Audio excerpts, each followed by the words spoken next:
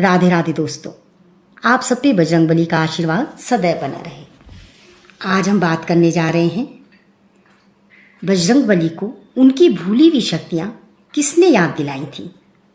और हाँ, अगर आपने चैनल को सब्सक्राइब नहीं किया तो ज़रूर कीजिएगा, ताकि ये सारी महत्वपूर्ण जानकारियाँ आप तक पहुँचती रहें। त्रेता युग में राक्षसों का नाश करने के लिए श्री हरि विष्णु ने श्री राम के रूप में जन्म लिया।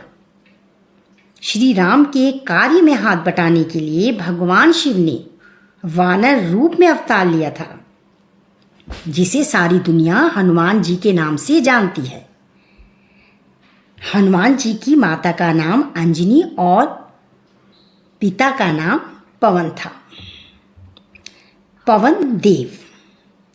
इसीलिए हनुमान जी को पवन पुत्र भी कहा जाता है, अर्थात पवन के समान गतिशील।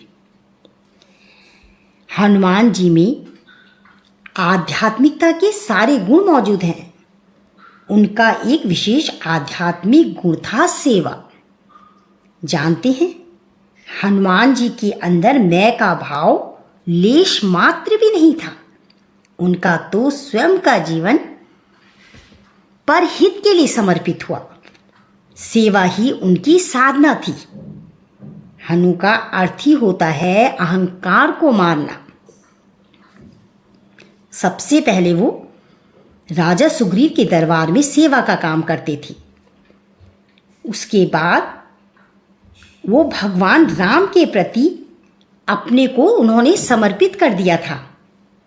और जानते हैं, जब जामवंत ने उन्हें झकझोरा और कहा कि राम काज लगी तब अवतारा, तब से भगवान राम का कार्य करने के लिए उनका मनोबल बहुत ऊंचा हो गया। उनको समय समय पर जामवंती उनकी भूली हुई शक्तियों को याद दिलाते थे। हनुमान जी हर असंभव कार्य को संभव कर दिखाने में सफल होते हैं। अपनी सेवा साधना और समर्पण के बल पर ही हनुमान आध्यात्मिकता की उच्च स्थिति तक पहुंच सके। न्याय, सत्य, प्रेम, सदाचार के लिए हनुमान जी ने अपने आप को समर्पित कर दिया। यही कारण है कि हनुमान भक्त अगर चाहता है कि हनुमान जी की पूर्ण कृपा उस पर बरसे, तो उसे अपने आप को न्याय, सत्य, प्रेम, सदाचार के पथ पर डाल देना चाहिए, यानी हनुमान जी का अनुसरण करना चाहिए। उन्होंने कितने ही अजय राक्षसों का वध कर डाला और रावण की सोने की लंका को भी जला डाला। माँ सीता की खोज करी और अपने सेवा समर्पण के बल पर राम जी के दरबार में अपना एक उच्च स्थान भी बना लिया। जानते हैं, हनुमान जी ने अपनी विवेकशीलता से कई ऐसे कामों को करा है जो बहुत ही हैरतगंज हैं। सीता जी का पता लगाने के लिए जाते हुए समुद्र छलांगते समय जब वो सुरसा से मिलते हैं, तो पहले तो उसकी शक्ति की था लेने के लिए वे स्वयं ही उसके मुंह से अधिक बड़ा आकार बनाते हैं, किंतु तब उन्हें याद आता है कि मैं राम काज के लिए जा रहा हूँ, यहाँ पर मेरा बल एवं सिद्धि का प्रदर्शन सही नहीं होगा। तब बहुत छोटा सा रूप धरे हनुमंतर छोटा आकार बनाकर उसके मुंह में प्रवेश कर जाते हैं और कान से बाहर निकलकर अपने मकसद की ओर प्रस्थान करते हैं। हनुमान जी के व्यक्तित्व में अहंकार का कोई नामो निशान नहीं है।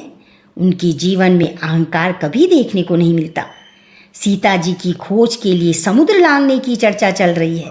सभी वानर रीछ अपने अपने बल का बखान कर रहे हैं, किंतु उनमें सर्वाधिक शक्तिशाली होते हुए भी हनुमान जी चुपचाप बैठे रहते हैं और जामवंत के कहने पर ही अपनी स्वीकृति देते हैं। जामवंत समय समय पर उन्हें उनकी शक्तियों की याद करवाकर शक्तिशाली बनाते रहे हैं। एक सुयोग्य दूत के रूप में हनुमान जी की भूमिका बहुत गजब की है। जब वो अंगूठी लेकर माँ सीता के पास अशोक वाटिका में पहुँचते हैं, तो अपना परिचय वो इसी रूप में देते हैं। रामदूत मैं मातु जानकी, सत्य शपथ करुणा निधान की। रावण के दरबार में भी जब हनुमान जी प्रस्तुत होते हैं तो वहां पर भी वो अपने स्वामी राम के ही गुणों की गाथा गाते हैं। सचमुच में असुरी ताकतों से जूझने के लिए एक योद्धा के रूप में हनुमान जी बेमिसाल हैं। इसलिए अगर हनुमान भक्त हनुमान जी की सच्चे दिल से प्रार्थना करता है, समर्पण भाव रखता है, तो प्रश्न ही नहीं उठता कि कोई नेगेटिव एनर्जी उस पर आक्रमण कर दे, कोई नकारात्मक शक्ति उस पे अपना आधिपत्य जमा ले। राधे राधे राधे।